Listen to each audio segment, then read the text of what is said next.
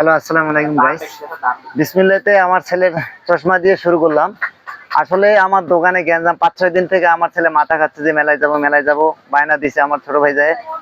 তা বিসমিল্লাহতে আসলাম চশমার দোকানে। আমার ছেলের জন্য একটা চশমা কিনলাম। আব্বু কত নিছে আব্বু? 200 200? তুমি মিছা কথা কন। আসলে গাইস 200 টাকা না 100 টাকা নিছে, অত ছোট মানুষ। তা গাইস আপনারা আসবেন মেলাতে, মন মুগ্ধকর মেলা। প্রথমে আমি চশমার দোকানে ঢুকে আমার ছেলের জন্য চশমা নিলাম, তারপর ও নাকি গাড়ি নিবে। আপনারাও আসবেন। হ্যাঁ, খুব সুন্দর ভাবে আমার ভাই ভাই আপনার বাসা কোথায় ভাই?